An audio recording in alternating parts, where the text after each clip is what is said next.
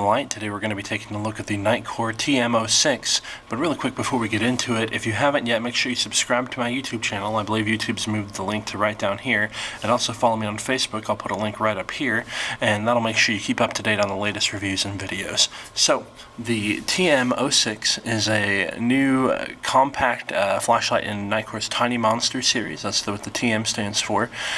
These are known for being compact and very powerful, so as you can see on the box, this one claims 3800 lumens. I'll test that independently in my integrating sphere, and it uses the Cree XML2 U2 bend LED emitter, and there's actually 4 of them in there, as you'll see when I open it up. So we'll go ahead and open it up and take a look.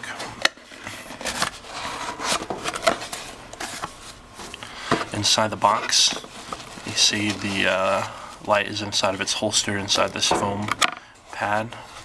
We also get the user manual, and the warranty card is tucked in there, along with the lanyard. It's all in the box there. So we'll get those out of the way.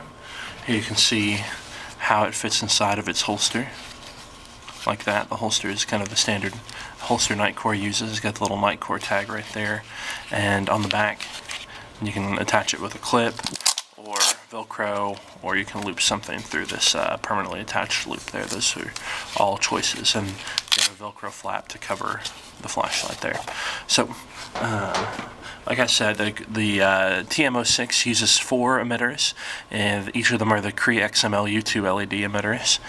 You can take a look at those in there. They each get their own portion of a reflector. The reflector is smooth, but each of these reflectors is fairly small, and the XML2 emitters are pretty large. So this is going to be a pretty floody kind of light. It's going to throw just by the fact that it's putting out a whole lot of light at once, but mostly it's going to be kind of a floody light. So you can see we've got the bezel here to protect the light in case it gets dropped, keep you from denting or damaging your flashlight. You can see some heat dissipation fins all the way around here. Those help increase the surface area of the flashlight, move heat out away from those emitters and away from the electronics to keep your flashlight lasting longer. The side switch here, you can see it kind of raises just above the surrounding light, the surrounding body of the light, the model name there, Nitecore logo, and the patent numbers are also on there, along with some warnings about how bright it is and about how to handle the batteries. You can see in the rear we've got a tail switch as well, along with the model name again and the Nitecore website. We'll open it up and take a look. Smooth action on the threads, quite a few of them. It takes a bit of force because it's such a large body. You can see we've got the O-ring there to help it keep watertight. My camera will focus. You can get a look at the threads. I can't get a good focus on there, sorry about that. But the threads appear to be square cut, and they are anodized. They're also greased. These are going to last quite a while. Here you can look and see the inside the tail here, how that's set up. It takes 4 18650 size batteries, and you can see they slide into these slots in the body. It's a little sturdier than a battery carrier design. It's a little makes the light a little bit heavier, but I like how sturdy it makes the light when they just slide right in there. So I'll put in the 18650 batteries.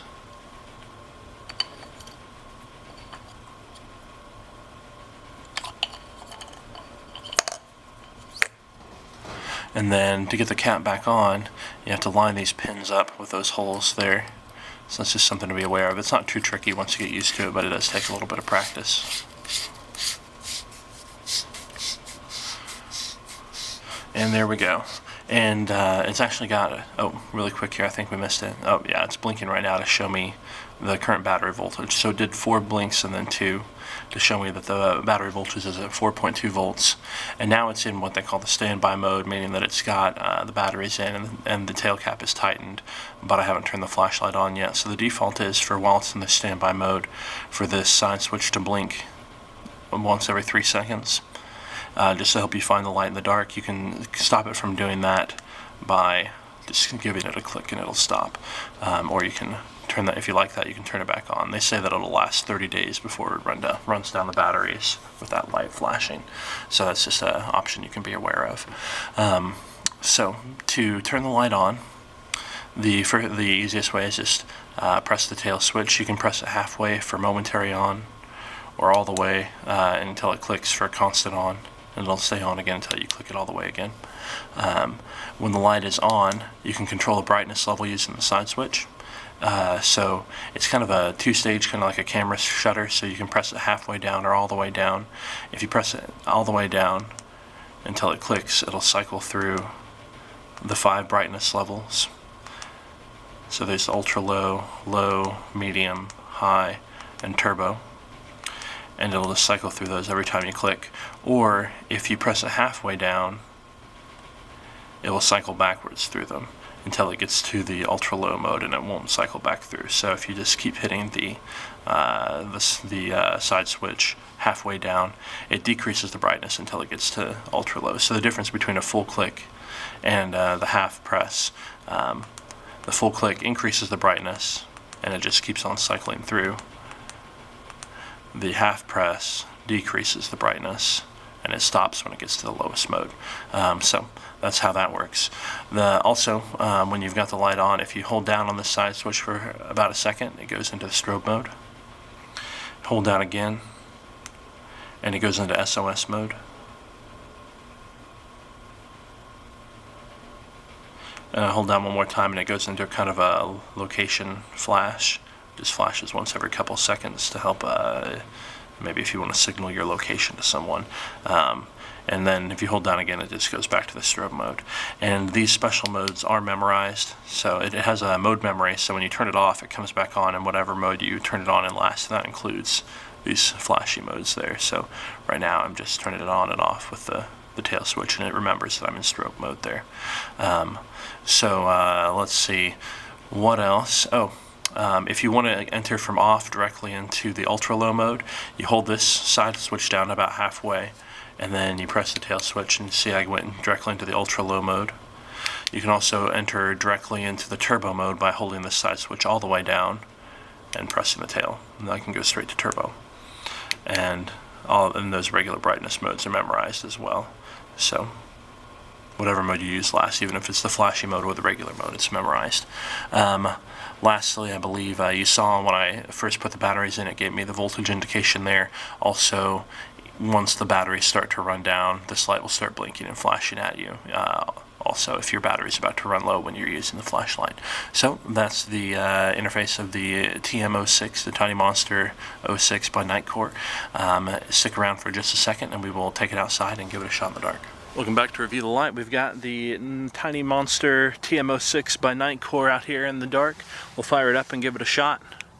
Oh, looks like we're in the bright mode. So we'll take a look around here. This is pretty accurate to the colors that I'm seeing. And you can see it is got a decent amount of focus, so it can throw the beam a ways down there. But mostly it just comes from having a whole lot of lumens coming out the front. So yeah, there's that definite hot spot in the transition out into the spill. There's some, you might be able to tell on your monitor, maybe not. There are a few beam artifacts due to the fact that we've got 4 beams together, and at close range that hot spot kind of has a bit of a squarish look, but by the time you get out to 20 feet or so, it all smooths out pretty well. And I can see a few beam artifacts, but it's nothing extremely distracting. So there's that, and we will crank it down to some of its lower modes now. So here's the lowest mode. You can see it is on, just very low. And this is enough. You won't be able to see it on your computer, I'm sure, but I can see the ground in front of me.